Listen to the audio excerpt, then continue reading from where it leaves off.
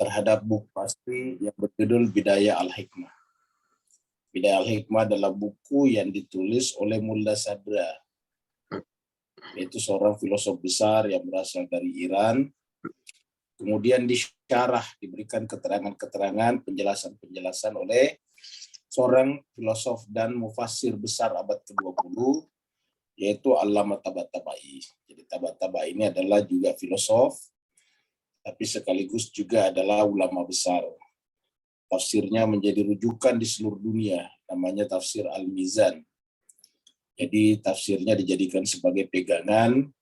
Hampir tidak ada penulis tafsir atau ahli Al-Quran yang datang belakangan yang tidak mengutip tafsir Al-Mizannya Tabatabai. Jadi beliau adalah ulama besar. Kalau di Iran dulu boleh dikatakan beliau itu adalah merupakan ulama senior, dua ulama senior yang menjadi motor penggerak revolusi Islam Iran yang menyebabkan Iran melahirkan sebuah negara seperti sekarang, namanya Republik Islam Iran.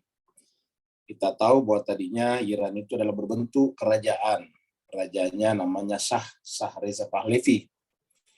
Itu berlangsung kurang lebih 2.500 tahun.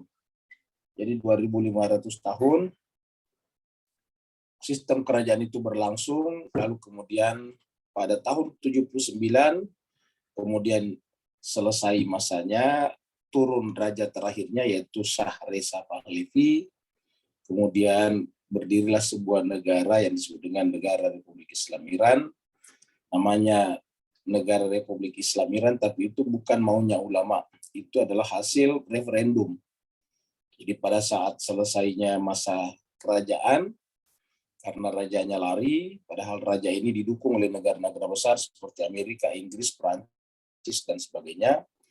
Lalu kemudian ditanyalah masyarakat Iran, warga negara Iran, kalian ini maunya bikin negara seperti apa? Pertanyaannya ada 3. Pertama adalah ingin kembali membuat negara kerajaan seperti yang lalu. Yang kedua, ingin membuat negara republik, negara demokrasi seperti Barat. Yang ketiga adalah ingin bikin negara Republik Islam. 80% lebih, hampir 89% masyarakat Iran menjawab Republik Islam. Akhirnya berdirilah RII, Republik Islam Iran, yang sekarang dipimpin oleh Ayatullah Ali Khamenei. Dan ini adalah merupakan pemimpin kedua sejak revolusi. Yang pertama adalah Imam Khomeini, yang kedua sekarang adalah Ali Khamenei. Nah, jemaah sekalian berbahagia, 2 tokoh besar yang menjadi menjadi kampiun, menjadi perintis besar negara ini, yaitu Imam Khomeini dan Allamah Tabatabai. Jadi ini adalah 2 orang yang sangat memegang peranan penting di dalam berdirinya Republik Islam Iran. Nah, jemaah sekalian, beliau inilah, Allamah Tabatabai inilah yang merupakan pensyarah, yaitu memberikan penjelasan-penjelasan, memberikan description terhadap buku asli daripada buku ini, yaitu Bidayah Al-Hikmah. Nah, jemaah sekalian berbahagia, kita rencana nanti kalau selesai ini, karena kan sudah tidak lama selesai, ini sudah halaman 147 nih. Ya, ini harus sudah halaman 147. Kita rencananya nanti kalau selesai di sini, kita akan pindah kepada masih bukunya bukunya Mulla Sadra, tetapi yang berjudul lebih khusus tentang, lebih spesifik lagi tentang wujud, yang namanya Kearifan Puncak. Jadi nanti ada bukunya juga, bisa kita download di bisa kita download di, kalau ini sekarang buku yang ini sekarang kita pakai ya. Ini ada di sini, kita bisa buka ya. Ini ada. Ini adalah Kearifan Puncak. Ini ya Sadruddin Shirazi. Sadruddin Shirazi ini adalah ini dia. Jadi Sadruddin Shirazi ini dia, dimasukin bukunya ya. Ya, ini juga Sadruddin Shirazi ini juga Mullah Sadra maksudnya. Jadi Sadruddin Shirazi itu Mullah Sadra. Jadi nama aslinya adalah Sadruddin Shirazi. Ya. Kenapa Shirazi? Karena dia dari Shiraz. Nama aslinya adalah Sadruddin. Sadruddin biasa dipanggil dengan Mullah Sadra. Sadra dari kata Sadruddin. Ini kita nanti akan bahas tentang kearifan puncak. Ya, ini kearifan puncak. Ini juga diterjemahkan oleh Muhammad Adlani, Irwan Kurniawan, dan sebagainya. Ini juga nanti bagus kita terjemahkan. Ya. Kearifan puncak. Judul aslinya Risalah Al-Hikmah Al-Arsyiyah. Ya. Ini nanti akan kita bahas ya. Jadi ada sekitar 146 halaman. Nah, jemaah sekalian kita teruskan dulu ini. Jadi kita terakhir kemarin membahas sampai halaman 147 ini 148. Ya. Jadi ini terakhir kemarin 27 Agustus karena hari ini adalah tanggal 3 ya September. Jadi terakhir kemarin. Terakhir kemarin kita bahas tentang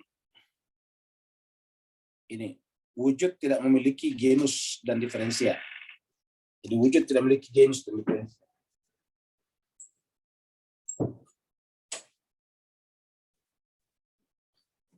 Jadi genus dan diferensia itu jemaah sekalian bagi yang baru ikut kita sampaikan bahwa genus itu semacam golongan. Genus ini mirip bahasa Melayu jenis, genus dari jenis. Jadi dari kata jenis ini sepertinya dari genus ini. Ya, jadi kita kan punya bahasa namanya bahasa Melayu genus ya. Kita lihat di sini. Ada tadi di sini. Ya, kita punya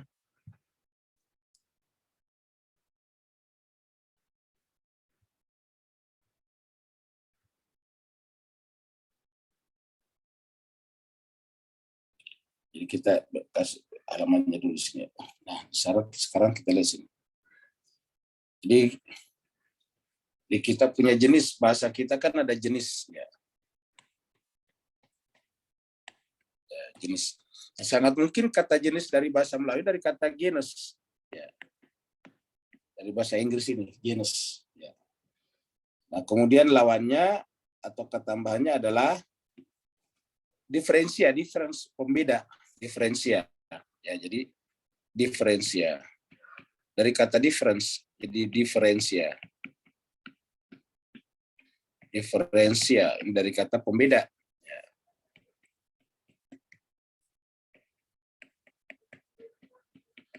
Jadi jemaah sekalian ini paling besar, ini lebih besar ya. Kemudian ini adalah bagian-bagian. Ya, contohnya misalnya kita menyebut manusia, kita sering menjadikan contoh manusia. Ya. Apa itu manusia? Kalau ditanya definisinya manusia, maka yang kita sebut dulu adalah ini. Ya. Yang besar ini dulu. Jenisnya dulu. Jenisnya, apa jenisnya manusia? Nah, disebut dengan jenisnya hewan. Manusia adalah hewan. Hewan. Ya. Jadi kita ambil jenisnya dulu. Ya, ini jenisnya. Genus. Ya, jenis atau jenis tadi. Terus kemudian berpikir, pembedanya. Hewan yang berpikir. Ya. Hewan berpikir. Berpikir. Tinggal kita kasih kata sambung yang hewan yang berpikir. Jadi berpikir ini adalah pembedanya. Ya, pembeda ya atau diferensia tadi. Ya, diferensia. Diferensi kata difference bahasa Arabnya fasal. Ya, jadi bahasa Inggris bahasa Arab yang jeans. Kemudian diferensia, genus. Nah, jemaah sekalian, jadi hewan manusia adalah jadi kita tanya apa itu manusia? Manusia hewan karena ini kan lebih besar. Baru berpikir. Kenapa? Karena ini memang manusia jenisnya hewan, ini jenis hewan. Terus pembedanya dari hewan lain berpikir coba begitu. Sama kalau kita tanya apa itu kuda, kita sebut hewan yang meringkik, ya gitu. Seperti itu. Jadi semua kalau orang bikin definisi seperti itu Bapak sekalian. Jadi setiap kita bikin definisi itu seperti ini. Kalau tidak seperti ini bukan definisi namanya, tetapi keterangan arti. Misalnya artinya makan adalah memasukkan sesuatu ke mulut. Itu namanya keterangan kata arti dari kata makan, bukan definisi. Nah, jadi beda arti dan definisi. Jadi artinya makan adalah memasukkan sesuatu ke mulut. Itu makan namanya. Itu namanya bukan definisi, itu keterangan ya tentang perbuatan makan. Sedangkan kalau definisi itu selalu mengambil jenisnya dulu, baru kemudian pembedanya seperti itu. Apa saja yang didefinisikan pasti seperti itu. Kita mendefinisikan misalnya handphone seluler. Kita pasti mengatakan handphone itu apa? Handphone adalah alat komunikasi, ya gitu. Alat komunikasi karena dia masuk jenis alat komunikasi gitu. Yang dapat itu apa jenisnya, terus kemudian dapat digenggam, itu digenggam handphone namanya. Kalau dia besar kan komputer namanya, alat komunikasi juga. Lebih besar lagi televisi namanya, begitu. Jadi selalu mulai daripada jenisnya. Jadi jemaah sekalian, ini yang kita bicarakan pada pertemuan yang lalu ya. Jadi wujud tidak memiliki genus dan diferensia. Karena kalau memiliki genus berarti ada yang lain, kan misalnya hewan, kan ada selain hewan apa? Tumbuhan. Ya, jadi kalau misalnya ada selain hewan kan ada tumbuhan, apalagi batu-batuan. Ada juga namanya batu-batuan seperti kalau kita bicara misalnya safir atau apa itu blue safir ya, kita menyebutnya sebagai batuan ya, atau batuan yang berwarna ini. Nah itu adalah jenisnya. Nah sedangkan kalau Tuhan atau wujud itu tidak ada jenisnya, dia hanya satu. Ya, tidak ada yang lain. Yang kedua, kalau dia misalnya genus, berarti ada bagian-bagiannya seperti yang tadi hewan.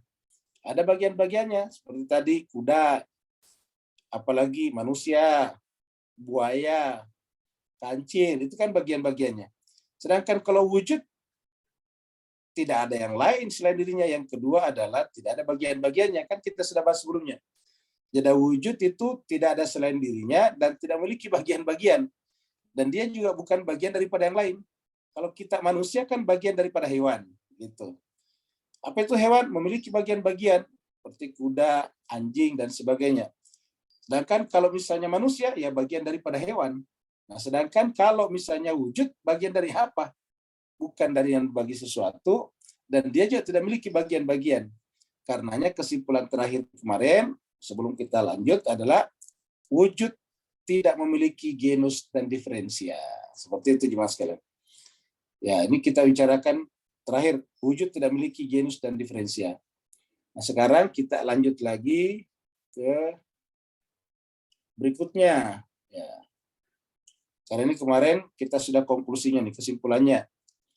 Natijahnya ialah wujud adalah suatu realitas yang tunggal.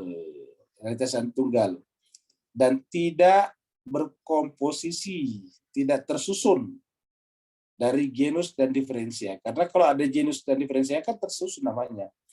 Tersusun dari genus dan diferensia. Genus dan diferensia adalah ketersusunan di dalam pikiran kita.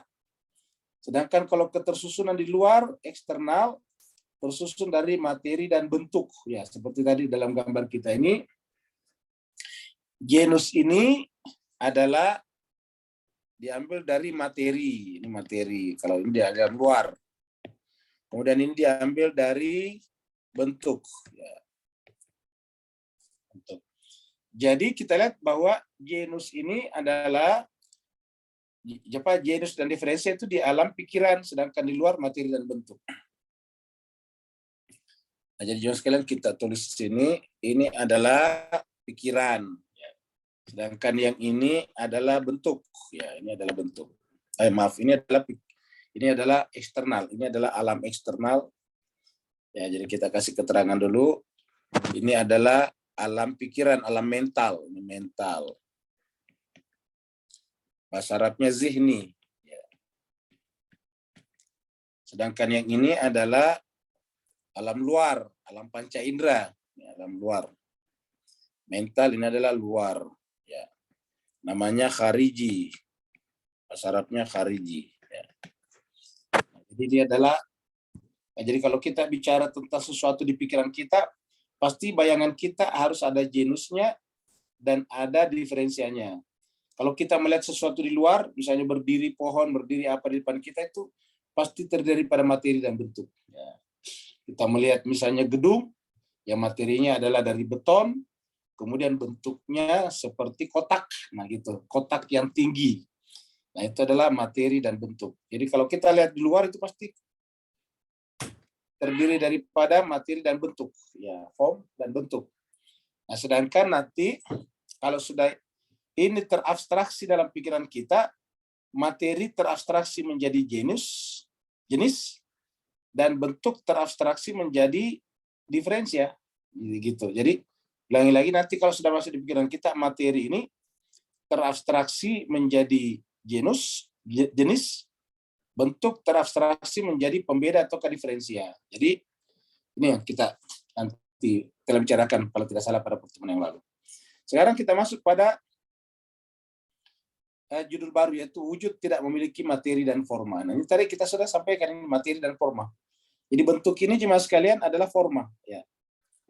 Ini adalah nama lain daripada forma. Jadi bentuk itu kan forma ya. Form. Jadi materi dan bentuk. Ya, materi adalah kalau dalam bahasa Yunani disebut dengan hylomorphism. Ini adalah hylo adalah materi, ini adalah morph. Jadi ini adalah kalau bahasa Inggrisnya. Ya. Hylo. Ini dia. Hylo. Dan kalau di sini morph. Ya. Morph. Jadi ini adalah morph, ini adalah hylo. Materi, bentuk. Morph, dari kata morph, lahirlah kata morph juga bisa bahasa Inggris. Ya. Morfologi kan itu menjadi morfologi, bentuk-bentuk kata. Jadi hylo materinya adalah morph. Jadi adalah materi dan bentuk. Jadi biasa bentuk dalam bahasa Arab biasa dengan surah, materi adalah maddah. Nah, jadi kita teruskan sekarang wujud tidak memiliki materi dan forma. Ya, karena kalau dia memiliki materi dan forma, berarti kembali ke atas lagi tadi. Berarti dia memiliki genus dan diferensia. Kembali kepada pembahasan sebelumnya tadi. Nah, tadi. Kembali ke sini tadi. Ya, dia kembali kepada pembahasan kita di sini. Ya. Karena kalau dia memiliki materi, tentu memiliki genus, memiliki bentuk, memiliki diferensia. Nah, sedangkan kita sudah katakan wujud tidak memiliki genus dan diferensia. Karena tidak memiliki wujud dan diferensia, maka konsekuensinya juga wujud tidak memiliki materi dan bentuk. Seperti itu. Jadi kita sekarang bicara ini. Kita bicara tentang ini sekarang. Wujud, ya jika wujud tidak memiliki bagian penyusun, jadi jika wujud tidak memiliki bagian penyusun atau komposisi konseptual, diulangi, jika wujud tidak memiliki bagian penyusun atau komposisi konseptual, yakni genus dan diferensia, maka niscaya ia pun tidak memiliki bagian penyusun atau komposisi eksternal, yaitu materi dan bentuk. Tadi kita sudah sampaikan. Jadi kalau wujud tidak memiliki bagian penyusun atau komposisi konseptual, ingat komposisi konseptual.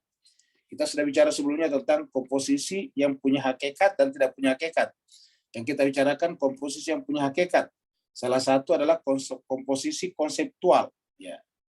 Komposisi konseptual adalah komposisi yang terjadi dalam pikiran kita. Komposisi itu tersusun. Ya. Kalau sesuatu memiliki komposisi dalam pikiran kita, maka komposisinya disebut dengan genus dan diferensia tadinya. Ya. Nah, sedangkan apabila wujud tidak memiliki bagian penyusun atau komposisi konseptual, yaitu genus dan diferensia, jadi kalau tidak memiliki ini, tidak memiliki genus dan diferensia, maka secara otomatis ia pun tidak memiliki bagian penyusun atau komposisi eksternal, khariji tadi, yaitu materi dan bentuk. Ya, begitu Pak ya. Mudah-mudahan Bapak Ibu bisa tangkap ya. Jadi kita ulangi tadi di sini nih ya. Apabila wujud itu tidak memiliki komposisi adalah tersusun. Ingat kalau di pikiran kita ada genus dan ada pembedanya kan tersusun. Tadi manusia, kita bicara manusia tadi di sini. Atau manusia kan satu. Dalam pikiran kita kan manusia satu. Dan ternyata kalau dikonsepsi menjadi dua, yaitu harus ada genusnya dan ada diferensianya. Ya, yaitu manusia hewan yang berpikir. Jadi tersusun dari hewan dan berpikir. Hewan ini disebut dengan genus dan berpikir ini adalah diferensia. Jadi tersusun. Itu di dalam pikiran kita, namanya komposisi konseptual. Sedangkan di luaran, manusia di luar, itu terdiri daripada materi dan bentuk. Apa materinya manusia? Materinya manusia itu adalah, materinya manusia itu adalah raga. Ya, bentuknya manusia itu adalah kita sebut dengan misalnya jiwa.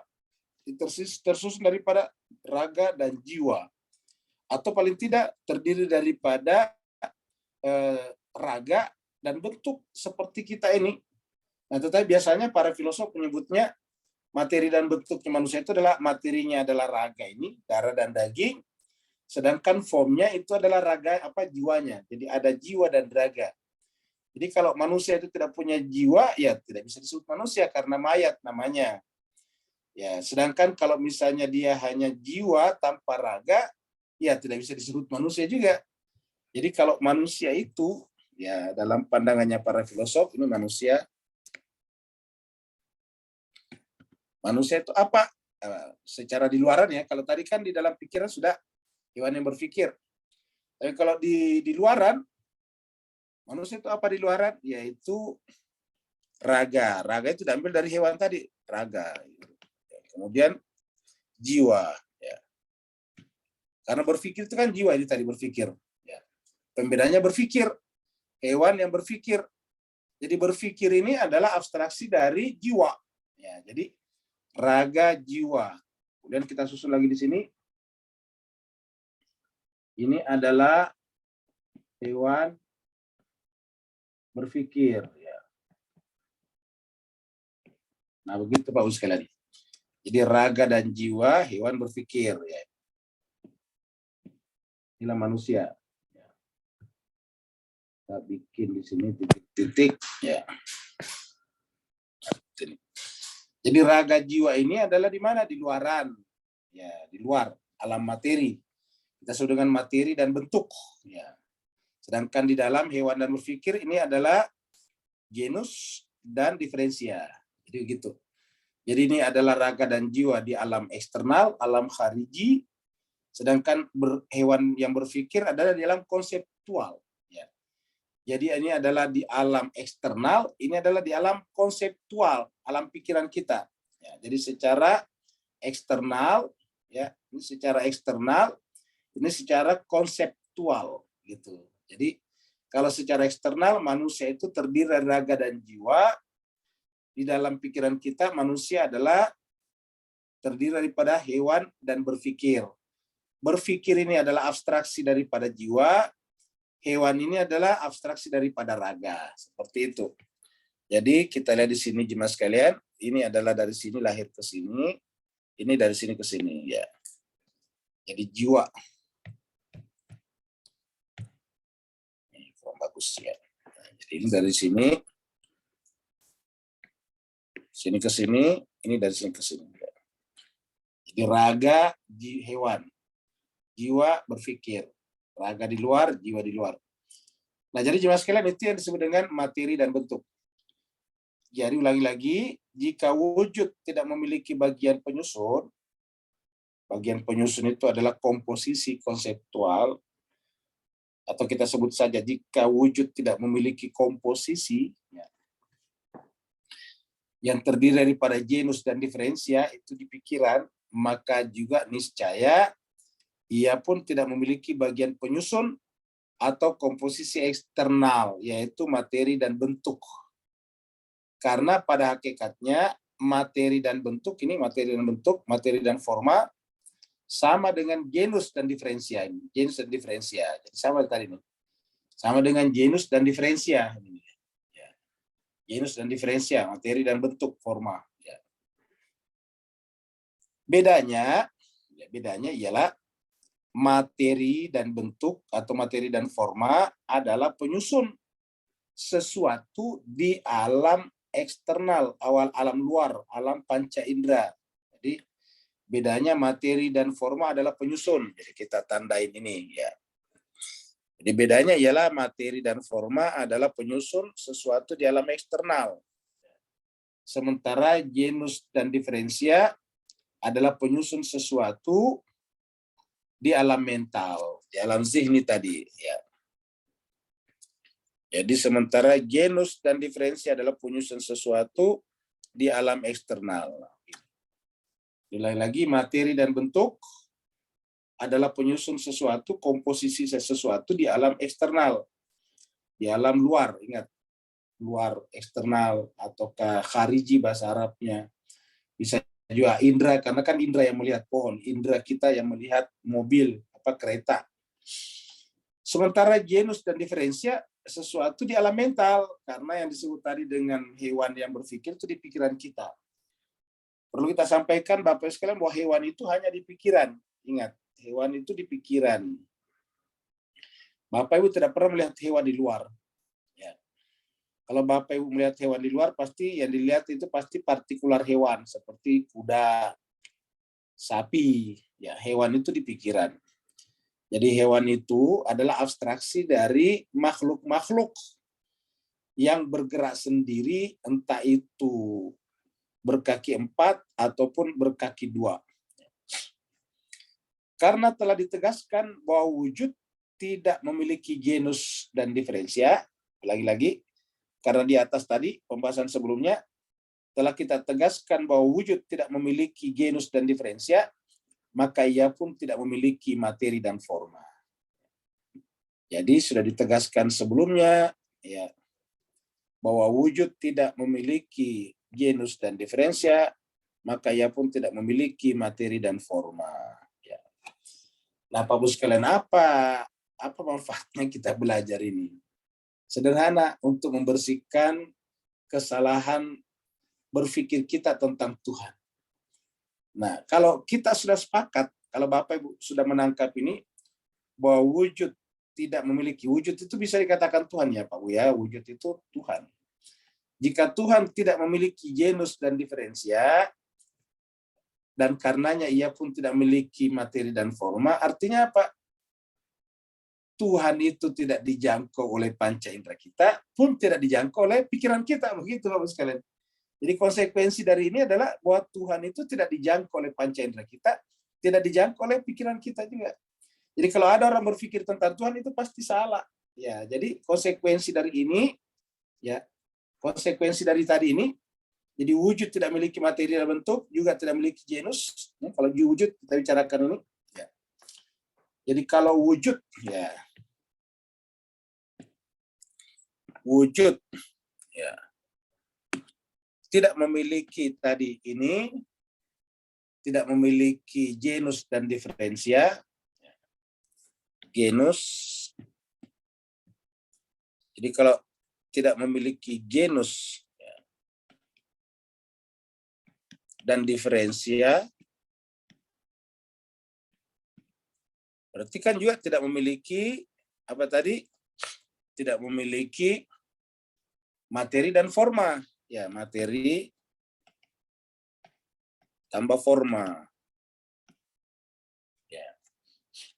Ini yang ditangkap oleh panca indera, ingat Mas sekalian? Ini kan yang ditangkap oleh panca indera kita, ini yang ditangkap panca indera ini. Panca indera kita sebut ini PI. Sedangkan yang ini ditangkap oleh pikiran kita. Pikiran, ya. Pikiran kita.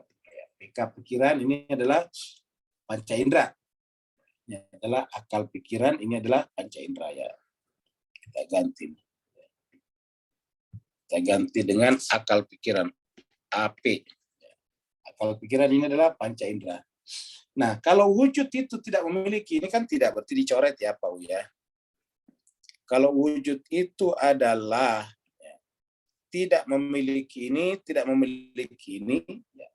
Jadi kalau wujud tidak memiliki ini, tidak memiliki ini, berarti kan wujud itu tidak dijangkau oleh alam pikiran kita, akal pikiran kita juga tidak dijangkau oleh panca indera kita.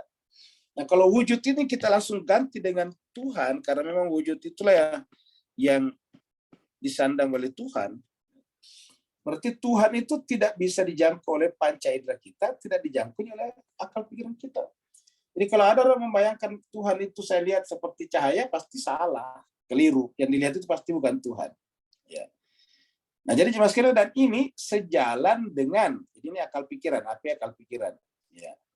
Jadi wujud itu tidak terjangkau, ya kita simpulkan dengan bahasa langsung saja ya. Wujud kalau begitu tidak terjangkau, ya.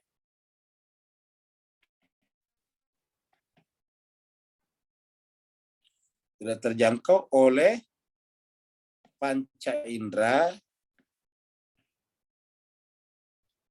dan akal pikiran. Ya. Nah, jadi wujud atau Tuhan tidak terjangkau oleh panca indera dan akal pikiran. Loh, kalau begitu bagaimana bisa menyebutnya ada? Nah, perhatikan ya sekalian. Yang namanya ada tidak selamanya harus dibuktikan dengan panca indera dan pikiran. Iya. Karena kita bicara tentang ada, ini wujud kita bicara tentang ada. Jadi tidak semua yang tidak terjangkau oleh panca indera dan akal pikiran disebut tidak ada. Ulangi-lagi Pak sekalian. Tidak semua yang tidak terjangkau oleh akal pikiran dan panca indera itu disebut tidak ada. Bahkan ada yang sesungguhnya justru tidak terjangkau oleh panca indera dan akal pikiran. Seperti kalau kita melihat meja, ada meja tetapi adanya tidak terjangkau oleh panca indera. Yang dijangkau apa? Cuma mejanya. Ya, mejanya, jelas sekalian. Mejanya di luar kita lihat, dalam pikiran dimasukkan. Meja adalah apa jenisnya? Jenisnya meja. Dia adalah perabot. Ya, furniture yang digunakan untuk menulis. Pembedanya menulis. Digunakan untuk menulis. Itu meja namanya. Kalau furniture dipakai untuk duduk, ya kursi namanya. Nah, jadi jemaah sekalian tidak terjangkau oleh panca indera dan akal pikiran. Dan ini luar biasa Pak sekalian. Ini adalah sejalan dengan apa yang dikatakan Nabi kita berkenaan dengan zatnya Tuhan. Ini kan ada tuh hadis tentang zatnya Tuhan. Ya. Ini ada hadis, ya. Hadis tentang zat ya Tuhan. Apa kata Nabi tentang zat Tuhan? La tafakkaru fi zatillah, tetapi tafakkaru fi khalqillah. Jadi tafakkaru fi khalqillah wala tafakkaru fi zatillah, gitu. Jadi berfikirlah tentang makhluknya. Jadi tafakkaru fi khalq. Jadi tafakkaru fi khalq, ya, tafakkaru fi khalq. Jadi tafakkaru, ya. Tafakkaru, ya. Tafakkaru fi, ya, ini tafakkaru fi khalq, ya. Fi khalqillah. Jadi khalqillahi, ya. Jadi tafakkaru fi khalqillah. Jadi kalau mau berfikirlah tentang khalq, ciptaan Allah. Jadi tafakkaru fi khalqillah. Tapi la tafakkaru. Jadi la tafakkaru fi zatillah. Jadi kita tulis juga sama, tafakkaru, ya. Tafakkaru fi zatillah. Jadi fi zatillah. Ya. Nah, tetapi di depannya sini ada, kita kasih dulu harakat ya. Fi zatillah. Ya. Nah, kita kasih di depannya tanda merah di sini. Ya. La, jadi sini ada la. Ya, la. Ya. Di sini harus ada. Jadi tafakkaru fi khalqillah, la tafakkaru fi zatillah. Jadi begitu. Jadi berfikirlah tentang hal ciptaan Allah dan jangan berfikir dalam hal zatillah. Ya, jadi kalian semuanya silakan kata Tuhan. Tafakkaru fi khalqillah wala tafakkaru fi zatillah. Jadi kenapa Nabi mengatakan la tafakkaru fi zatillah? Karena percuma. Bukan berarti dilarang mutlak, tetapi percuma kata penjelasan kita tadinya. Bagaimana kita memikirkan zatnya Tuhan, sedangkan zatnya Tuhan adalah tidak dijangkau oleh panca indera dan akal pikiran. Ya, coba perhatikannya sekalian. tidak dijangkau oleh panca indera dan tidak dijangkau apalagi oleh akal pikiran, apalagi panca indera maksudnya. Jadi sejalan, jadi penjelasan kita ini sudah sejalan dengan kata-kata Nabi ini, yaitu tafakkaru fi khalqil ajal. Kalau berpikir, pikirlah tentang khalq ciptaannya. Apa ciptanya? Dua, kita pembahasannya di Irfan, yaitu afaki dan anfusi gitu. Jadi berpikir tentang khalqnya Tuhan, berpikir tentang dua jalur, yaitu afaki dan anfusi, tentang alam di sekitar kita dan diri kita sendiri. Tapi berpikir tentang kesatuan gimana? Tidak ada wujud tidak ada genusnya, tidak ada diferensianya, tidak ada bendanya dan tidak ada formanya. Bagaimana bisa dipikirkan? Ya, jadi tidak mungkin. Jadi ayat ini hadis ini mengatakan tidak mungkin berpikir tentang zatnya Allah, yang mungkin adalah berpikir tentang khalqnya. Nah, jemaah sekalian berbahagia, dengan demikian karena tidak dijangkau oleh panca indera dan tidak dijangkau oleh akal pikiran, apa kesimpulan kita tentang zatnya Tuhan? Yaitu dia adalah rahasia dari segala rahasia. Benar kira-kira jemaah sekalian? Rahasia, kenapa rahasia dari segala rahasia? Karena rahasia pertama adalah kalau tidak dijangkau oleh panca indera kita.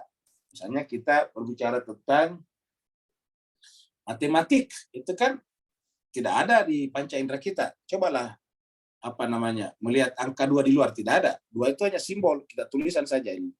Kita bikin begini, ya. Dan ini bisa macam-macam. Ada yang menulisnya seperti ini, ya. Tentu juga ada macam-macam bahasa di dunia. Ya. Ini namanya simbol angka 2. Ya. 2 sendiri tidak ada di luaran. Ini cuma tulisan 2. 2 itu di pikiran kita saja. Jadi bilangan itu ada di pikiran kita. Itu angka-angka 2 itu. Nah, sedangkan jemaah sekalian berbahagia, jadi panca indera tidak ada. Nah, sedangkan zatnya Tuhan tidak dijangkau oleh akal pikiran kita. Jadi dia, diulangi lagi, jadi angka 2 ini adalah rahasia di panca indera kita, tapi bukan rahasia di akal pikiran kita. Ya, seperti itu. Maka jemaah sekalian, kita bisa membuat persamaan-persamaan matematika yang rumit itu, yang tidak bisa kita lihat di luar, ya, tetapi kalau kita misalnya membuat persamaan seperti ini, ya, kita bikin misalnya persamaan Y sama dengan ya 2x pangkat 3 tambah x pangkat 2 tambah 4. Nah, kan begitu. Nah, gimana coba lihat di luar ini? Bagaimana melihat barangnya di luar? Ya, tidak ada. Ini hanya ada dalam pikiran. Jadi artinya ini adalah rahasia dari panca indera. Karena tersembunyi dari panca indera, kan? Nah, tetapi dalam pikiran bukan rahasia. Kenapa? Bisa dijangkau akal pikiran kita. Nah, sedangkan wujud atau zatnya Tuhan itu tidak bisa dijangkau oleh pikiran kita. Makanya disebut dengan rahasia dari segala rahasia. Sirrur asrar, ataukah gaib dari segala yang gaib. Gaibul guyub. Nah, seperti itu. Jadi makanya tadi kita katakan zatnya Tuhan ini, ataukah wujudnya Tuhan ini, kita artikan saja wujudnya Tuhan ini adalah rahasia dari segala rahasia, sirrur asrar, ataupun gaibnya segala yang gaib, gaibul guyub. Nah, begitu Pak Ustaz. Sir itu rahasia, Pak. Bahasa Arab sir itu rahasia. Sirrur asrar ataupun gaibul guyub, seperti itu. Nah, jadi jemaah sekalian, inilah jadi sejalan antara pelajaran hikmah filsafat dengan pelajaran irfan, seperti itu. Nah, saya kira Bapak sekalian sudah bisa dimengerti sampai situ. Nanti kalau tidak dimengerti ditanyakan lagi. Sekarang kita masuk pada pembicaraan. Kenapa? Iya, insya Allah bisa. Bisa ya? Baik. Sekarang kita masuk pada wujud tidak memiliki komposisi kuantitatif. Ya, komposisi kuantitatif. Jadi kita sebelumnya berbicara bahwa komposisi secara umum 2 macam. Komposisi yang memiliki hakikat dan komposisi yang tidak memiliki hakikat. Ya, kita lihat sebelumnya di sini nih, kita naik ke atas. Ya, ada komposisi nih yang sifatnya ini 3 macam. Yang hakikat kita bicarakan, komposisi hakiki. Pertama, komposisi konseptual, tadi kita sudah bicara. Konseptual itu berarti di pikiran. Yang kedua, komposisi eksternal, yaitu materi dan bentuk, kita sudah bicarakan juga. Nah, sekarang kita bicara komposisi kuantitatif. Jadi pada komposisi konseptual kita bicara tentang apa tadi, yaitu genus dan diferensia, begitu. Pada komposisi eksternal kita bicara materi dan bentuk. Ini tadi materi dan bentuk, hylomorphism tadi. Sekarang kita masuk komposisi kuantitatif. Apa itu komposisi kuantitatif? Yaitu punya dimensi dan sebagainya. Seperti kita melihat garis. Nah, melihat garis. Ya. Itu adalah nanti memiliki komposisi kuantitatif. Nah, sekarang kita masuk bicara yang ketiga, komposisi kuantitatif. Nah, wujud juga tidak memiliki komposisi kuantitatif. Jadi wujud juga tidak memiliki komposisi kuantitatif. Seperti kalau kita memiliki misalnya gambar, ya, gambar kita sudah ada gambar yang tadi atas, hanya gini. Ya, ini namanya punya kuantitas ini. Ya. Ini adalah punya panjang, punya lebar, punya tinggi. Jadi volume, kan begitu. Kalau volume itu kan panjang kali lebar kali tinggi, kan begitu Pak, rumusnya volume. Volume itu ialah sama dengan panjang kali lebar kali tinggi, kan begitu Pak. Kalau kita belajar matematik dulu.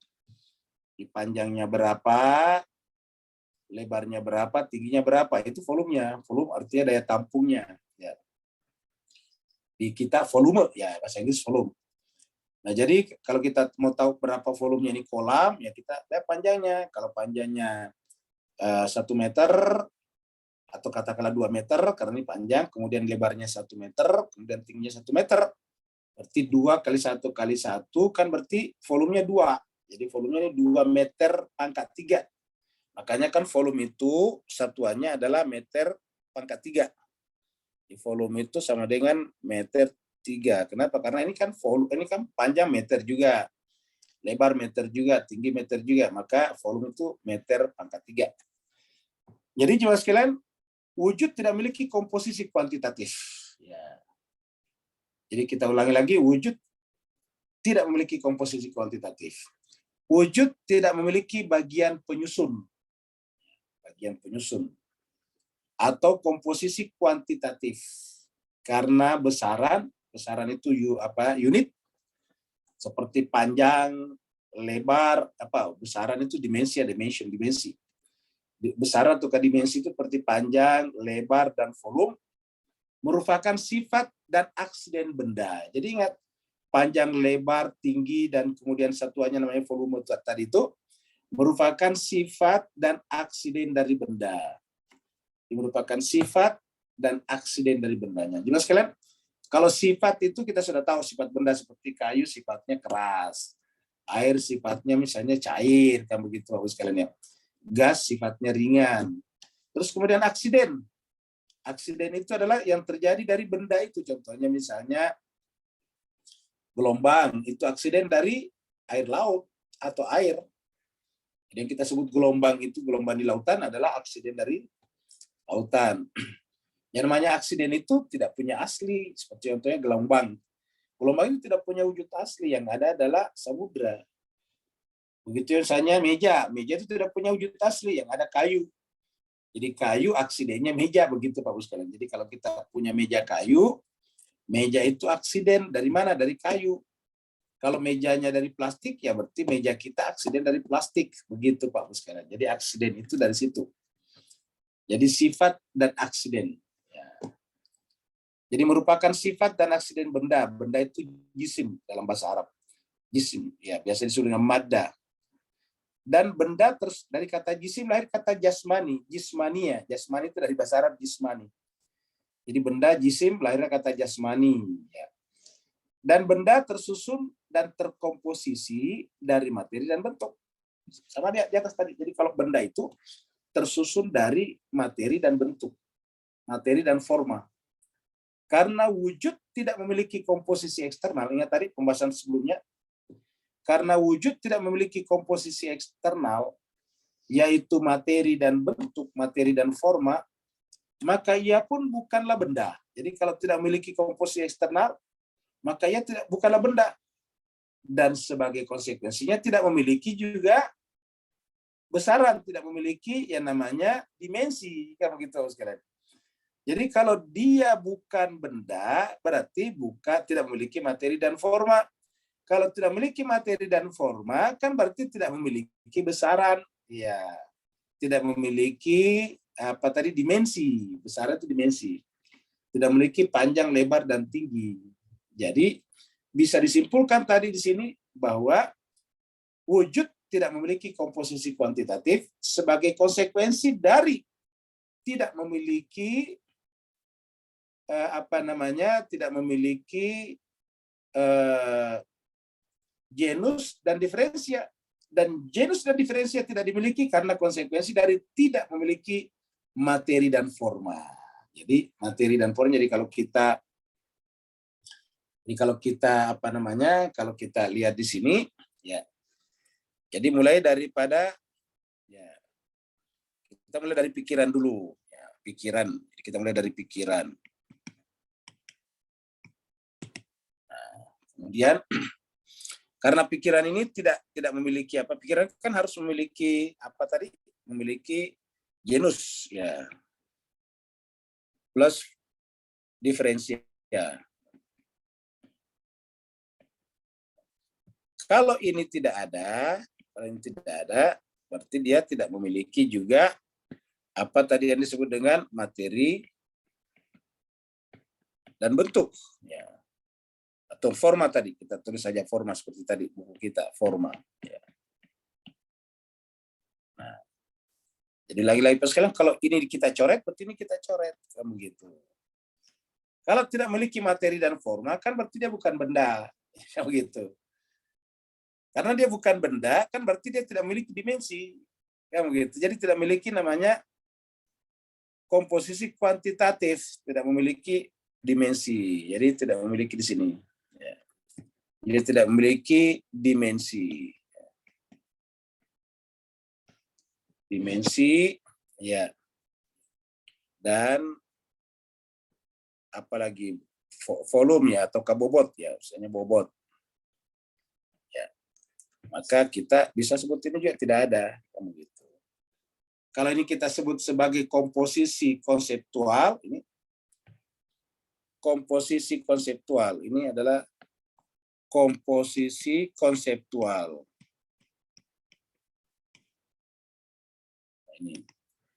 Ini adalah komposisi komposisi eksternal. Eksternal tadi, ya.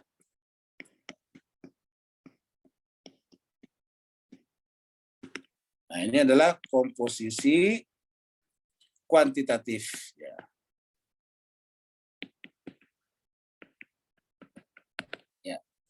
Jadi otomatis wujud tidak memiliki komposisi konseptual, maka dia tidak memiliki komposisi eksternal, maka dia tidak memiliki komposisi kuantitatif. Ya. Jadi dengan demikian Tuhan tidak bisa kita katakan panjangnya, lebarnya, beratnya, tidak bisa. Tidak bisa kita katakan Tuhan itu punya berat, bobot. Tuhan itu punya besaran, volume sekian. Ya, tidak bisa. Ya. Jadi Tuhan tidak bisa ditimbang, tidak bisa ditakar, gitu Pak Ustaz. Tidak bisa diukur. Tuhan tidak bisa diukur, tidak bisa ditimbang, tidak bisa ditakar seperti kita menakar beras 1 liter, 2 liter, tidak bisa. Tidak bisa kita timbang seperti daging beratnya 1 kilogram, 2 kilogram, 1 gram, 2 gram seperti emas. Tidak bisa. Kenapa? Dia tidak memiliki komposisi kuantitatif, begitu. Dan wujud dan Tuhan tidak bisa dijangkau oleh panca indera karena tidak memiliki materi dan forma. Wujud juga tidak bisa dijangkau oleh akal pikiran karena tidak memiliki genus dan diferensia. Jadi saya kira sudah lengkap ini gimana sekalian. Dengan demikian kalau ada orang berpikir tentang Tuhan besarnya seperti langit, panjangnya sekian, itu pasti salah. Kalau kita katakan Tuhan pasti berat sekali, ya. Kenapa? Karena Tuhan menguasai segala-galanya. Itu pasti keliru. Jadi bayangan-bayangan seperti itu muncul daripada materi. Muncul dari benda. Karena dari materi, benda melahirkan materi dan forma. Jadi dari benda melahirkan materi dan forma. Kemudian lahirlah dalam pikiran gagasan namanya genus dan diferensia. Kemudian kita bisa ukur dimensi dan bobotnya. Seperti itu. Dan itu tidak berlaku pada Tuhan. Karena ketiga unsur ini, saya kira maka kemudian otomatis ya Tuhan tidak bisa dijangkau oleh panca indera dan pikiran kita. Satu. Yang kedua, tidak bisa dijangkau oleh alat-alat perasa kita. Karena bisa dijangkau oleh alat perasa kita yang punya dimensi. Ya, tidak bisa. tidak bisa disentuh, tidak bisa kita, dan sebagainya. Nah, jadi saya kira ini semuanya adalah, semua yang kita bicarakan ini adalah berbicara tentang khalq. Jadi ini adalah yang menjangkau, ini adalah khalq, ciptaan namanya. Ya. Jadi kalau ini semuanya, ini adalah khalq. Ini adalah khalq. Ini adalah khalq. Ya. Yaitu khalqun tadi. Khalq itu ciptaan. Ini adalah khalq. Khalq. Ya. Ini adalah khalq. Dan kalau berbicara tentang Allah sebagai wujud, ya tidak bisa berbicara tentang ini, bicara tentang ciptaan. Ya. Jadi kalau berbicara tentang khaliq, ini kan khalq. Jadi kalau bicara tentang khaliq, ya bicara tentang khaliq ini pakai ke atas, baru gini. Ya. Khaliqun, nah ini tidak berlaku ini jemaah sekalian. Ya. Maka ini tidak berlaku. Ya. Jadi ini hanya berlaku pada khalq, tidak berlaku pada khaliq. Khalq ciptaan biasanya disebut dengan makhluk. Makhluk itu khalq. Sedangkan ini adalah khaliq, pencipta. Jadi tidak berlaku pada pencipta, wujud, atau kita sebut dengan Tuhan, Rob, tapi hanya berlaku pada khalq saja. Ya, jadi begitulah Pak Ustaz. Dengan demikian apa yang bisa kita tangkap dari sini kira-kira? Berarti khaliq benar-benar di luar daripada khalq. Di luar dalam pengertian, di luar bukan tidak bersama, tetapi di luar daripada sifat-sifat ini. Ya. Jadi di luar. Jadi khaliq ini benar-benar di luar 100% daripada sifat-sifat khalq. Ingat, 100% di luar. Bukan tidak bersama ya, ingat, di luar dia bukan. Kata di luar itu artinya dia di luar pikiran kita, dia di luar panca indera kita, dia di luar dari apa yang bisa kita ukur. Itu adalah khaliq. Ya, kalau bisa kita ukur, bisa kita lihat, bisa kita pikirkan, itu adalah khalq. Nah, karena di luar daripada semuanya itu, maka benarlah ayat Tuhan mengatakan laisa kamitslihi syai'un wa huwas samiul alim. Jadi laisa kamitslihi syai'un wa huwas samiul alim. Tidak ada yang serupa dengannya, coba. Jadi lihatlah Al-Qur'an Pak Bu sekalian. Jadi Al-Qur'an itu sejalan dengan penjelasan akal. Ini kan penjelasan akal kita bicarakan ini. Yang kita bicarakan sebenarnya penjelasan akal. Jadi ayat yang kita sebutkan tadi, ya belakangan kita munculkan. Itu juga karena kita kebetulan kita tahu Al-Quran. Coba kalau para filosof yang tidak tahu Al-Quran, dia menjelaskan seperti ini, tetapi jemaah sekalian tidak bisa menunjuk ayatnya. Kenapa? Karena misalnya dia bukanlah Islam. Ya. Nah jemaah sekalian, karena Tuhan itu seperti ini, ingat jemaah sekalian, karena Tuhan itu seperti ini, tidak terkonsepsi, tidak ada di luar, tidak kuantitatif, maka oleh orang yang berpikir pendek langsung berkata Tuhan tidak ada, gitu. Jadi orang yang berpendapat tentang ateisme, tidak ada Tuhan, itu adalah karena dia berpikir seperti ini. Ya. Jadi bagi dia karena tidak bisa dijangkau oleh panca indera, tidak bisa dijangkau oleh pikiran, dan karena tidak bisa diukur dan sebagainya, ya berarti Tuhan tidak ada. Karena bagi dia yang disebut ada itu adalah kalau memiliki dimensi, kalau dia punya materi dan bentuk, kalau punya genus dan diferensia. Kalau tidak di situ berarti tidak ada kata mereka. Nah, gimana sekalian? Di mana kekurangan pendapat ini? Yaitu kesulitan menjelaskan pada kata ada. Ya, kata ada. Contoh misalnya, kita tanya, lalu apa yang ada menurut Anda dari sini? Ya, yang ada adalah misalnya materi benda. Karena benda itu adalah ada. Ya, jadi benda. Jadi benda misalnya.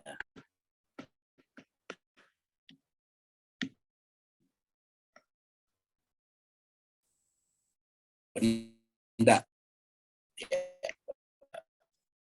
Tapi pada kedamatan benda ada. Bagaimana kalau ya kan bisa jangan cendera, ya jangan cendera bendanya, bukan adanya, begitu. Ya. Bisa diabstraksi oleh pikiran, genus dan diferensianya. Nah, itu yang diabstraksi adalah bendanya, bukan adanya. Bagaimana Anda mengatakan benda itu ada? Coba, benda ada atau ada benda? Nah, akan kesulitan. Karena kata ada itu sendiri lah yang merupakan tempat bersandarnya benda ini. Kalau tidak ada kata ada, ya benda tidak bisa dibicarakan. Jadi harus ada duluan. Jadi yang prinsip, yang mendasar, asalah adalah wujud, yaitu kata ada. kata existence. Karena kalau tidak ada kata ada, ini tidak bisa dibicarakan. Nah sayangnya ada itu sendiri, kata ada itu sendiri tidak bisa dijangkau oleh mata kita, panca indera kita, tidak bisa dijangkau oleh pikiran kita, tidak bisa kita ukur panjang, lebar, tinggi, dan beratnya, tidak bisa. Iya, jadi ada itu apa? Ada adalah sedemikian jelasnya, sehingga tidak perlu dijelaskan oleh akal pikiran, tidak perlu dibuktikan oleh panca indera, dan tidak perlu diukur. Kenapa? Saking jelasnya. Yang tidak jelas itulah yang perlu dilihat. Kan kalau kita ingin membuktikan sesuatu, kita lihat. Nah, karena ada ini sudah sangat jelas, tidak perlu dibuktikan dengan panca indera, tidak perlu dibuktikan dengan akal pikiran, pun tidak perlu dibuktikan dengan mengukur panjang lebar, tinggi, dan beratnya. Karena apa? Karena dia bersifat aksiomatik. Dia bersifat badihi. Sedemikian jelasnya seperti itu jemaah sekalian. Jadi tidak ada yang paling jelas dalam kehidupan ini kecuali kata ada itu sendiri atau wujud ya, atau existence ya. Tidak ada yang paling jelas dalam kehidupan ini kecuali kata wujud ya. Yang kemudian dikasih nama Rabb ya.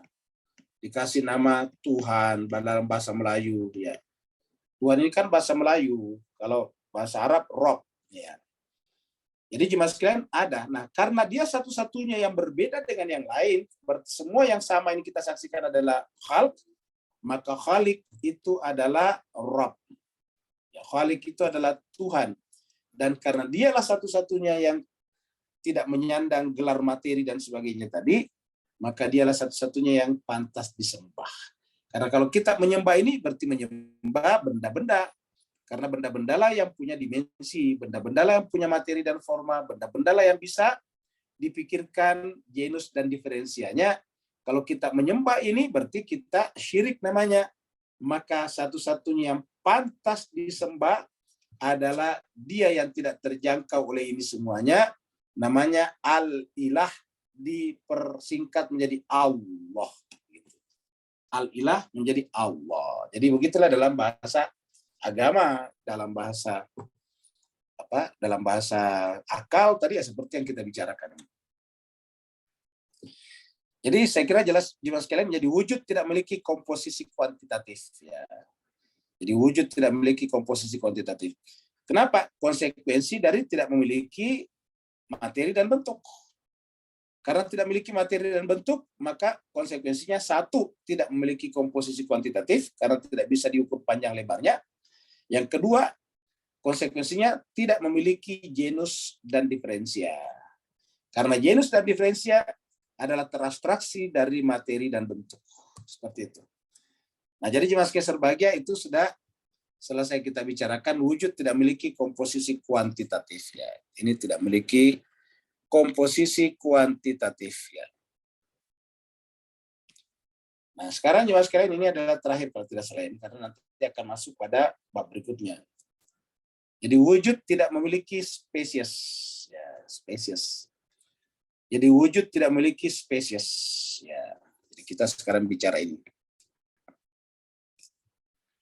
Wujud tidak memiliki spesies.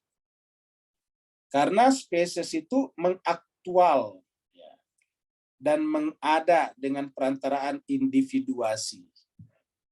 Lagi-lagi namanya spesies itu mengaktual, mengada. Mengaktual itu adalah bisa kita lihat dengan perantaraan individu. Individuasi itu individu. Ya. Sedangkan wujud mengaktual dan mengada dengan dirinya sendiri. Ya, jadi yang namanya spesies itu, contohnya misalnya kita lihat spesies tadi hewan, itu kan spesies.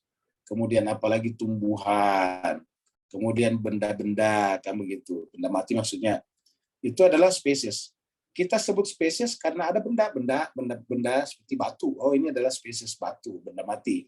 Kita lihat hewan yang bergerak-gerak, oh, spesies ini kita sebut hewan. Ya, seperti itu.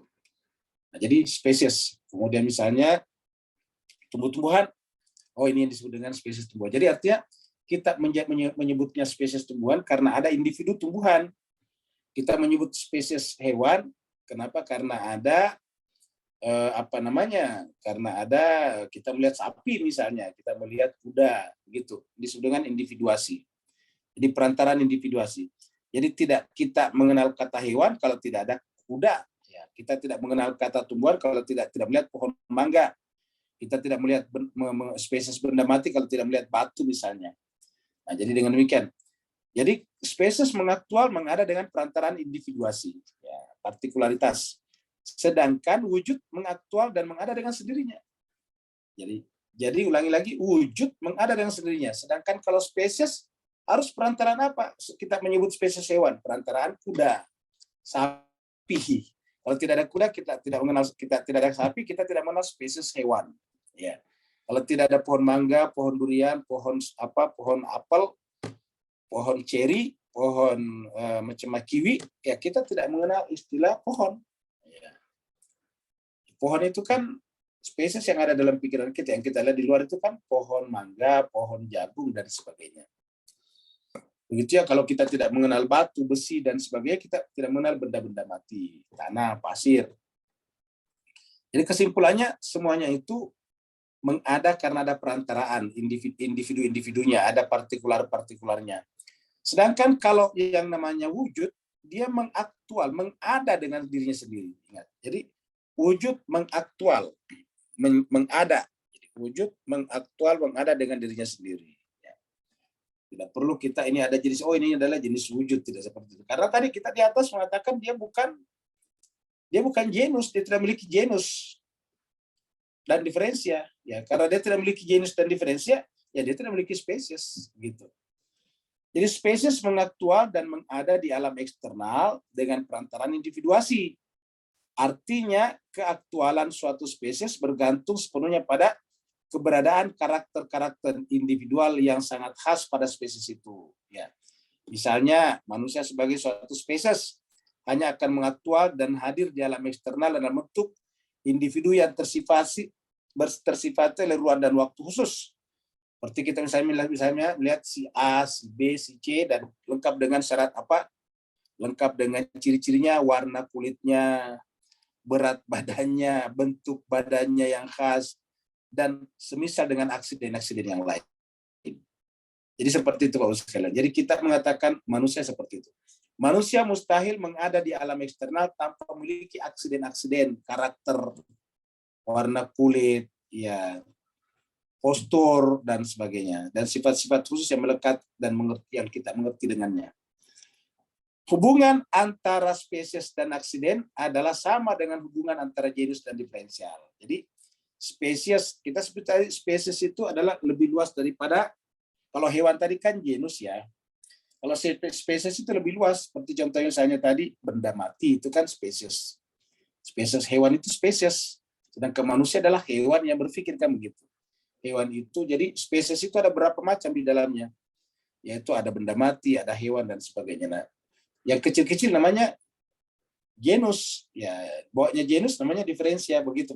Jadi spesies, terus kemudian genus, kemudian diferensia, begitu.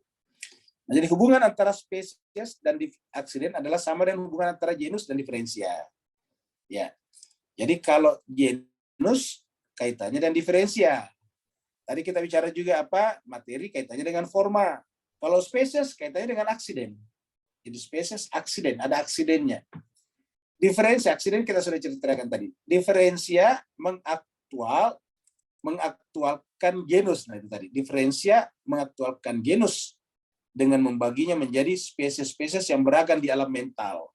Ya. Sementara aksiden mengaktualkan spesies dengan membaginya dalam bentuk-bentuk individu yang beragam di alam eksternal. Jadi begitu Pak Ustaz. Jadi kita ulangi nih kata-kata ini. Diferensia, ya. Kemudian apalagi tadi, diferensia mengaktualkan genus. Diferensia mengaktualkan genus. Jadi ingat kalau kita bicara diferensia kaitannya genus kan, genus yang besar di bawahnya adalah diferensia. Diferensia mengaktualkan genus dengan membaginya menjadi spesies-spesies yang beragam di alam mental. Ya. Sementara aksiden, jadi ini adalah diferensia mengaktualkan genus. Ya.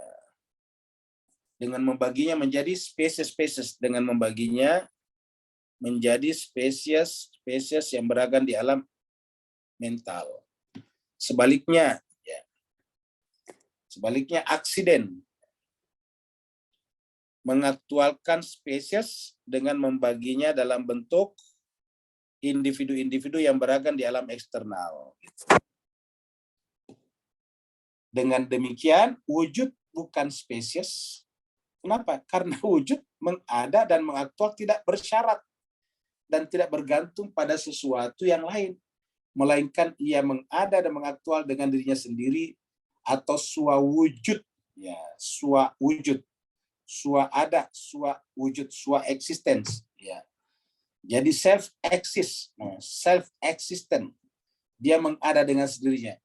Sedangkan untuk menyebut dia manusia, kita membayangkan misalnya ciri-ciri khususnya bedanya tadi dengan kuda, kan tadi bagian daripada genus tadi, kan genus dibagi tadi oleh spesies. Ya.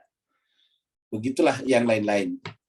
Jadi dengan demikian, karena yang namanya wujud tidak menggunakan perantara, tidak melalui apa dan oleh siapa, maka otomatis wujud itu mengada dengan sendirinya. Jadi wujud itu karena dia bukanlah, tidak memiliki spesies atau bukan spesies, ya.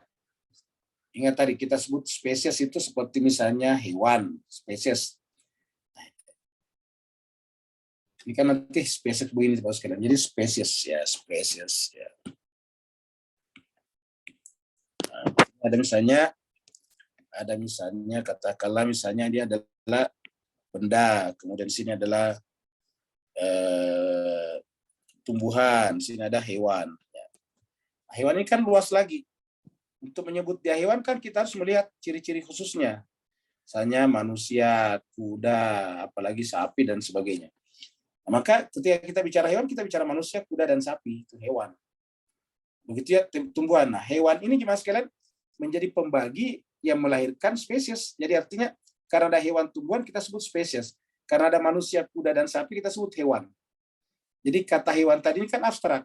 Dia menjadi aktual kalau kita melihat manusia, menjadi aktual kalau kita melihat kuda, menjadi actual kalau kita melihat sapi. Begitu aja spesies. Ya, kita menyebut spesies kalau ada aksidennya dalam bentuk hewan, tumbuhan, atau benda-benda. Ya, jadi tidak bisa kita menyebut spesies kalau tidak ada aksidennya dalam bentuk benda, dalam bentuk tumbuhan dan hewan. Nah, sekarang Tuhan tanpa memiliki itu atau tidak perlu memiliki itu, dia tetap ada. Karena ini tidak menjadi spesies kalau tidak ada benda, tumbuhan, dan hewan. Tidak menjadi hewan kalau tidak ada manusia, kuda, dan sapi. Begitu Pak sekalian. Jadi hewan ini tergantung daripada manusia, kuda, dan sapi. Artinya keberadaan hewan diadakan oleh manusia, kuda, dan sapi. Keberadaan spesies diadakan oleh hewan, tumbuhan, dan benda. Sedangkan Tuhan kan tidak menjadi Tuhan hanya karena dia punya ciptaan. Tanpa ciptaan pun dia tetap ada. Begitu Pak sekalian. Jadi Tuhan itu tanpa ciptaan dia tetap Tuhan. Ya, jadi tetap dia Tuhan tanpa ciptaan. Kenapa? Karena keberadaannya sebagai Tuhan bukan ditentukan oleh makhluknya. Beda dengan ini, keberadaannya sebagai hewan ditentukan oleh bagian-bagiannya, yaitu manusia, kuda, sapi, dan sebagainya. Karena kita sampaikan tadi, hewan ini dalam di pikiran abstrak. Yang kita saksikan di luaran itu adalah manusia, kuda, sapi. Karena ini semuanya memiliki ciri-ciri yang sama, walaupun punya perbedaan juga, pasal namanya, maka kita sebut dengan hewan. Begitu. Jadi saya kira mudah-mudahan bisa ditangkap. Jadi kesimpulannya jemaah sekalian, ya, kesimpulannya bahwa diferensia mengaktualkan genus dengan membaginya menjadi spesies-spesies yang beragam di alam mental, sementara aksiden mengaktualkan spesies dengan membaginya dalam bentuk individu yang beragam di alam eksternal. Dengan demikian, wujud bukan spesies, karena wujud mengada dan mengaktual tidak bersyarat dan tidak bergantung pada sesuatu yang lain, melainkan ia ada dan mengaktual dengan dirinya sendiri, atau dengan kata lain swawujud, self existence, dia mengada dengan sendirinya. Jadi begitu jemaah sekalian. Nah, dari semua ciri-ciri yang kita sebutkan tadi tidak berlaku pada Tuhan. Dengan demikian Tuhan itu seperti yang dikatakan dalam Al-Quran, laisa kamitslihi syai'un, tetapi dia ada. Apa bukti keberadaannya? Wa huwas sami'ul basir, dia mendengar dan dia melihat, dia mendengar dan dia mengetahui. Apakah yang bisa mendengar? Sesuatu yang ada. Apa yang bisa mengetahui? Sesuatu yang ada. Tetapi dia yang mengetahui, dia yang mendengar, dia yang melihat adalah berbeda dengan apapun juga. Laisa kamitslihi syai'un. Ya. Jadi artinya apa? Mendengarnya dia beda dengan cara mendengarnya kita, pakai kuping. Melihatnya dia beda dengan cara melihatnya kita, seperti kita pakai mata. Mengetahuinya dia beda dengan mengetahuinya kita, pakai akal pikiran. Tuhan tidak punya otak, tidak punya akal pikiran, tidak punya mata dan telinga, karena Tuhan adalah bukan materi dan bentuk. Tuhan karenanya juga bukanlah genus dan diferensia, dan karenanya Tuhan juga bukanlah, tidaklah memiliki komposisi kuantitatif. Seperti itu Bapak sekalian. Laisa kamitslihi syai'un, ataukah tidak ada yang serupa dengannya. Qul huwallahu ahad. Jadi semua penjelasan kita ini di dalam Al-Quran boleh dikatakan disingkat dengan satu surat saja, yaitu Qul, katakanlah Muhammad, huwallahu ahad. Bukan huwallahu wahid, tapi Qul huwallahu ahad. Katakanlah dia Allah itu adalah ahad. Allahus samad. Dia semuanya bergantung kepada dia. Allahus samad. Lam yalid. Dia tidak melahirkan. Karena kalau dia melahirkan makhluknya, berarti berpisah dengan makhluknya. Karena kalau ibu melahirkan anaknya, ibu itu berpisah dengan anaknya, bayinya. Keluar dari dirinya. Walam yulad, dan dia tidak dilahirkan. Karena kalau dia dilahirkan, dia berpisah dari yang melahirkannya. Seperti bayi berpisah dari ibunya yang melahirkannya. Lam yalid walam yulad. Walam yakun lahu kufuwan ahad. Dan tidak ada yang serupa, lam yakun, tidak menjadi baginya, lam yakun lahu kufuwan ahad, tidak ada yang kufu, tidak ada kufunya, tidak ada setaranya. Ya, yang di atas disebutkan tidak ada selain dirinya, tidak bisa diduplikasi dan sebagainya. Dia bukan bagian daripada yang lain, dia juga tidak memiliki bagian-bagian. Itu namanya lahu kufuwan ahad. Lam yakun lahu kufuwan ahad, tidak punya sesuatu yang setara dengan dirinya sendiri. Nah, kalau dia setara berarti ada kesamaannya. Jadi itulah Allah SWT, itulah wujud yang dibicarakan di dalam Al-Quran kita ini. Jadi indah sekali sebetulnya memahami Qul huwallahu ahad, Allahus samad, lam yalid walam yulad, setelah kita membaca penjelasan daripada akal. Ini kan penjelasan akal. Makanya Bapak Ibu lihat, sepanjang kita membaca buku Syarah Bidayatul Hikmah, tidak ada ayat satupun yang diungkapkan. Tetapi bagi kita yang mengerti Al-Quran, semua penjelasan ini sejalan dengan Al-Quran. Ini menunjukkan bahwa Al-Quran itu adalah merupakan manifestasi, implementasi daripada fitrah akal pikiran kita. Semua yang dijelaskan oleh akal pikiran selama penjelasannya sempurna, pasti itu juga berlaku bagi Allah Subhanahu wa Ta'ala.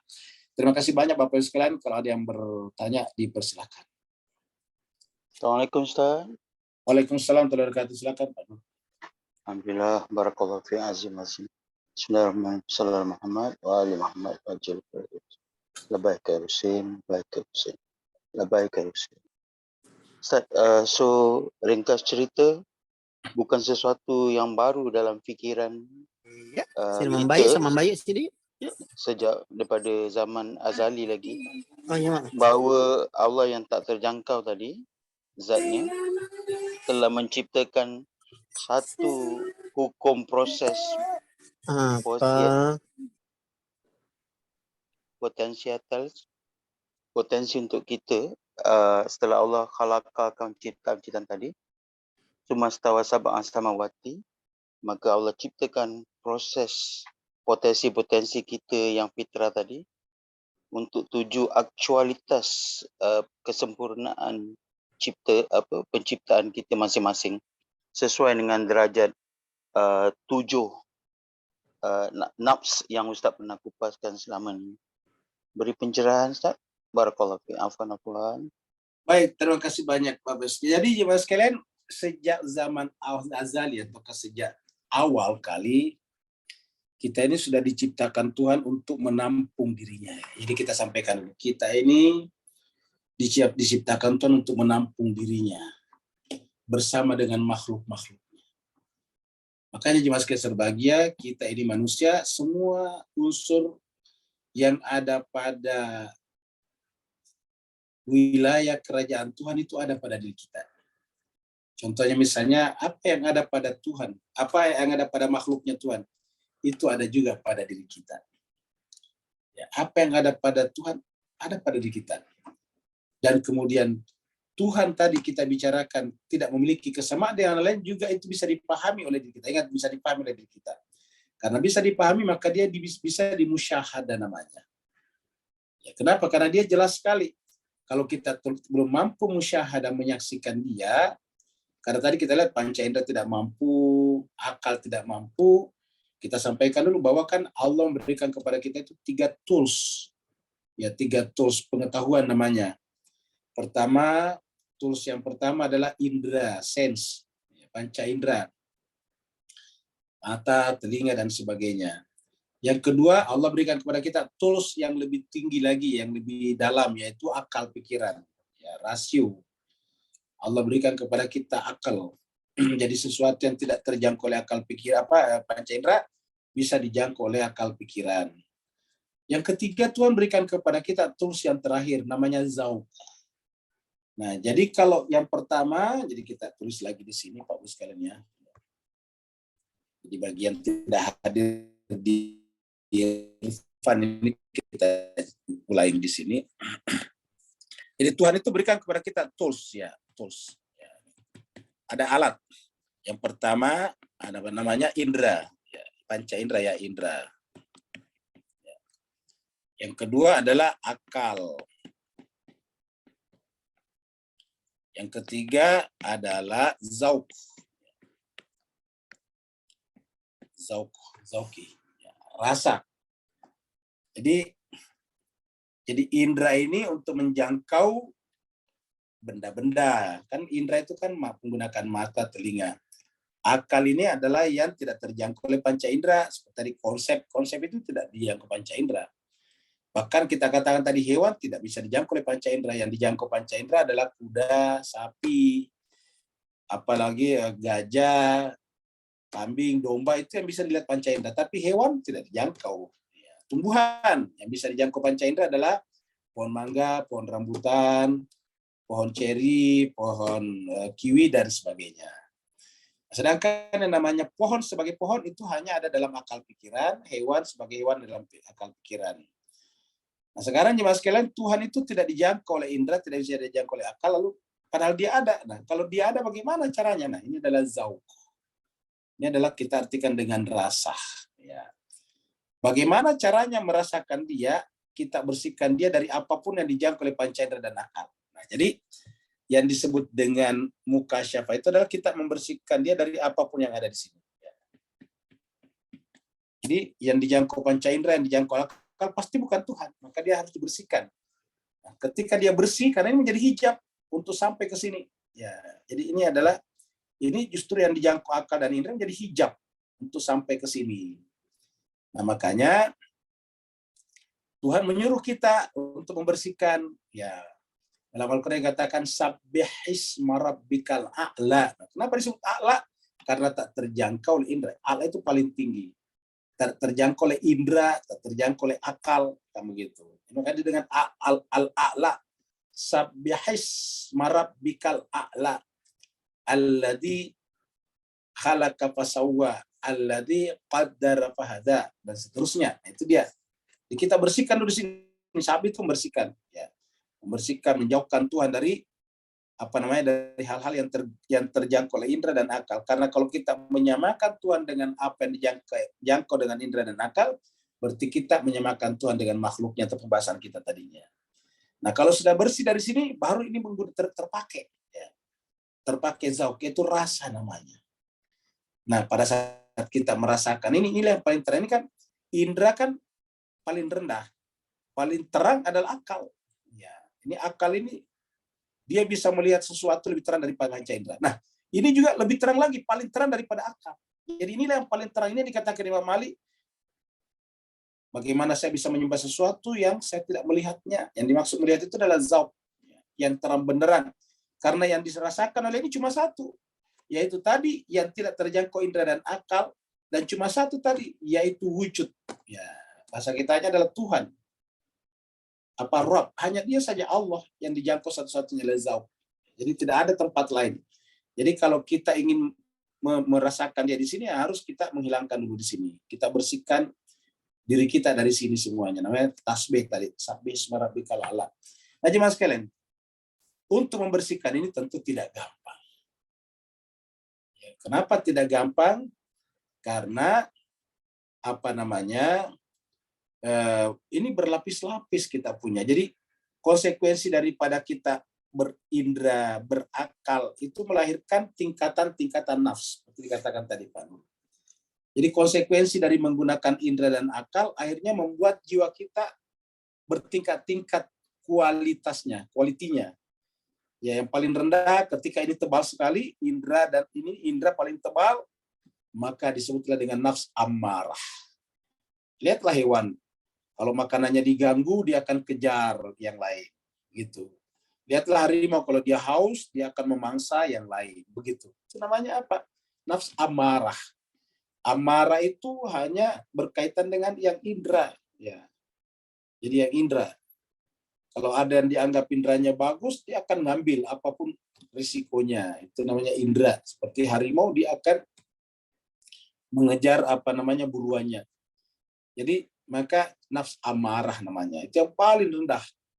Kemudian ada di atas nafs lawama. Kenapa? Sudah mulai bekerja akalnya. Oh, ternyata kehidupan kita bergantung pada kehidupan orang lain. Maka kalau kita ganggu orang lain, kita mengganggu diri kita. Akhirnya ketika kita tanpa sengaja mengganggu orang lain, kita menyesal. Lawamah namanya. Jadi sudah mulai menyesal.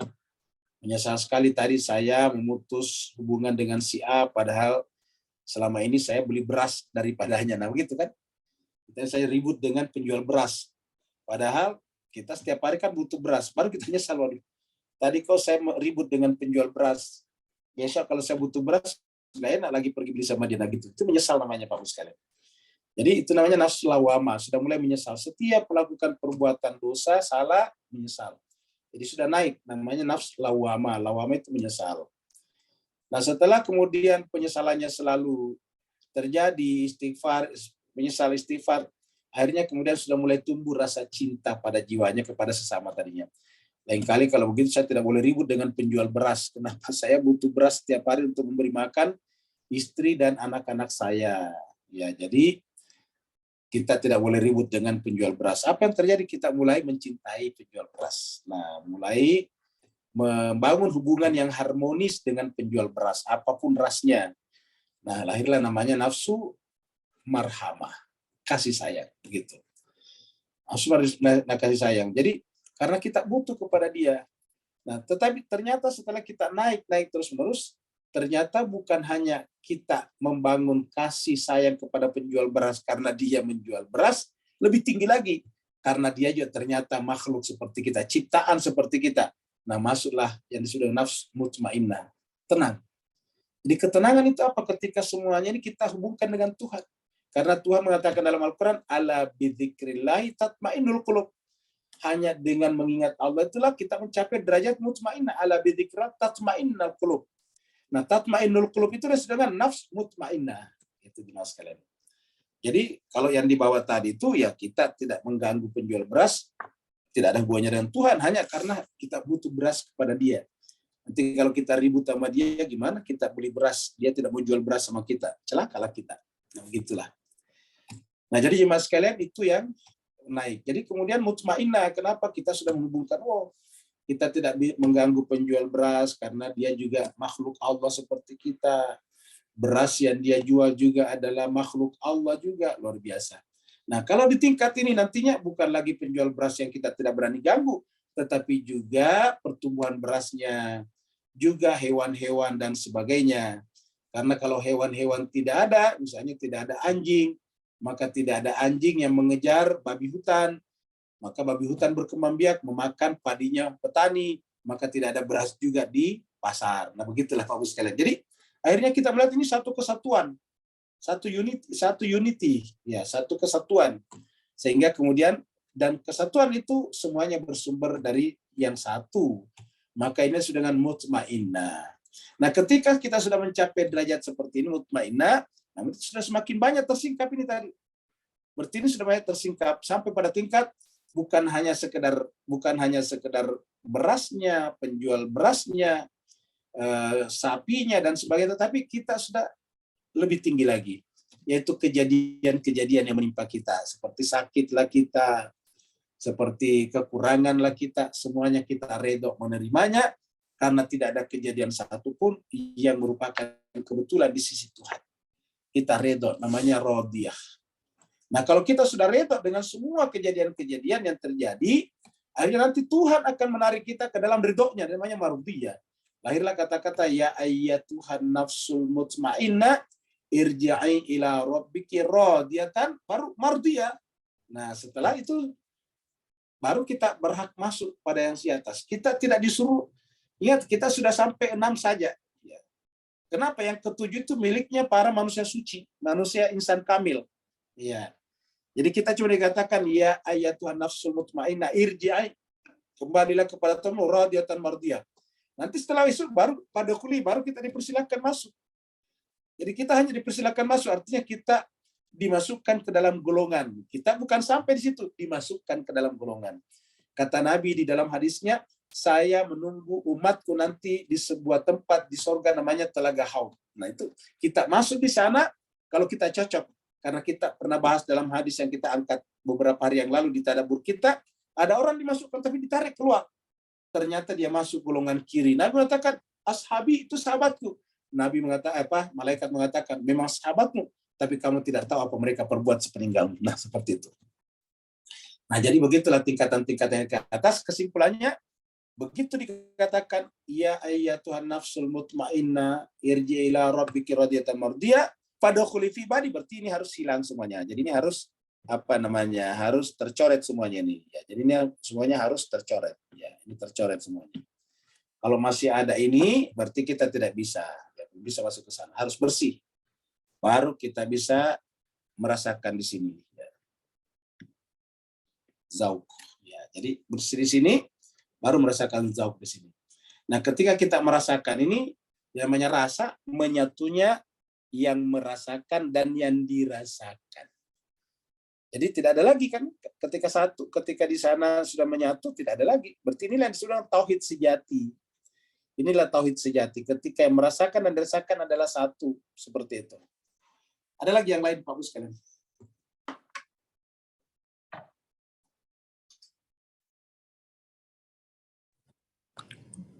Ini ada pertanyaan Ustadz dari Pak Burhan. Silakan Bu Dokter. Dari Pak Burhan, kuliah ini ya. Kuliah ini menafikan segala bentuk materi dan forma dan sebagainya. Dalam firman-firman Allah SWT yang memberitahu manusia bahwasanya Allah SWT Maha Perkasa, Maha Memberi dan lain-lainnya.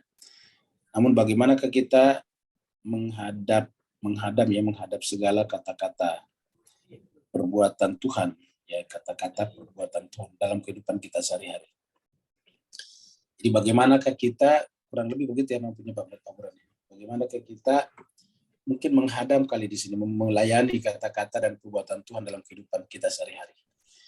Jadi bagaimana kita mengamalkan, bagaimana kita mempraktekkan kata-kata perbuatan Tuhan dalam kehidupan sehari-hari.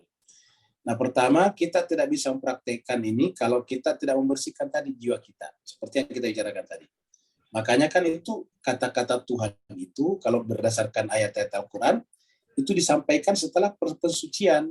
Kita lihat dulu dalam ayat ini. Mari kita masuk lagi dulu ke screen. Kita lihat beberapa ayat ini dalam Al-Quran. Ya. Di dalam Al-Quran kita buka surat. Ya, kita buka surat. Ini surat yang pertama yang paling dekat Al-Baqarah. Ya. Baru kemudian ayatnya 153 152 ya. kita dari 5151 ya. Ini Al-Baqarah surat 2 151. Mulai dari sini. Allah berfirman, A'udzubillahi minasyaitonirrajim. Bismillahirrahmanirrahim. Kama arsalna fikum. Sebagaimana kami mengutus fikum di tengah-tengah kalian. Rasulan, seorang rasul. Minkum, dari kalangan kalian sendiri. Maksudnya rasul itu seperti kita, manusia seperti kita. Makan, minum, berjalan, dan sebagainya. Apa tugasnya rasul? Satu, yatlu alaikum ayatina. Membacakan, memperlihatkan, menyingkapkan kepada kalian bahwa segala sesuatu adalah ayat kami, tanda. Jadi tugas pertama Nabi adalah menjelaskan bahwa segala sesuatu yang ada itu adalah merupakan mazhar, lokus, tempat penampakan daripada Tuhan. Namanya ayat-ayat Tuhan. Jadi disebut ayat karena sesuatu yang kita lihat itu menjadi mediator, menjadi perantara kita ingat Tuhan. Di kita melihat tadi benda apa saja, hewan apa saja mengingatkan kita kepada Tuhan. Maka segala sesuatu itu adalah ayat Tuhan. Kenapa? Kita melihat sapi, kita melihat langit, bintang, tumbuhan, semuanya adalah mengantarkan kita ingat kepada Tuhan. Karena semuanya namanya tajalli, manifestasi daripada penciptanya. Karena kalau tidak ada penciptanya, ya tidak ada benda itu. Dan pencipta dan pencipta tadi beda dengan melahirkan dan dilahirkan. Ingat tadi pembahasan kita. Jadi yatlu alaikum ayatina, satu. Yang kedua, wa yuzakikum. Nah ini dia yang kedua, mensucikan hati. Ya. Jadi yang kedua ini Pak Bos sekalian. Jadi yang pertama dulu ini adalah kita sebut ini dengan pelajaran hikmah. Kemudian ini adalah pelajaran irfan. Ya yuzakikum, mensucikan hati kita. Ini kembali tadi kepada pertanyaan Pak Nur tadi. Supaya apa? Supaya tidak ada lagi hijab dalam diri kita. Jadi yuzaki itu mensucikan. Nah setelah hati kita tersucikan, tidak ada lagi tadi hijab-hijab, baru bermanfaat kitab suci. Ini pertanyaan.